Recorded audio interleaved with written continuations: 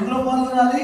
బల్లలో పాల్గొనాలి. బల్లలో నువ్వు పాల్గొంటలేమంటే నువ్వు పాపంలో, మోసంలో, అబద్ధంలో, అన్యాయంలో, అపవిత్రమైన క్రియలు, అపవిత్రమైన ఆలోచనలు, దుష్ట కార్యాలు, దుష్ట తలంపులో, అపవిత్రమైన కార్యాలలో నువ్వు జీవిస్తున్నావు కాబట్టి నువ్వు దేవుడి బల్లలో పాల్గొనలేకపోతున్నావు.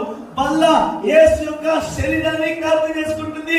ఆ యొక్క ద్రాక్షరసము యేసు యొక్క రక్తాన్ని జ్ఞాపకం చేసుకుంటుంది. ఈ శిలువ దినాల్లో మనకు ప్రత్యక్ష గుణాల నుంచి ఎందుకు నేర్పుతుందంటే బలి అర్పించబడ్డ యేసు రక్తంలో మనం కడగబడి బల్లలో పాల్గొనాలి. ఆమేన్, హల్లెలూయా.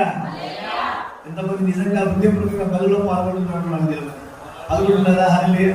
పాపం చేసొచ్చి, దోషం చేసొచ్చి, అబద్ధాలు ఆడి, మోసాలు చేసి, తాగి తీరచ్చి నువ్వు ఒకవేళ బల్లలో చేస్తే నాకేం ప్రాబ్లం లేదు. శాపం రాకుండా చూసుకో.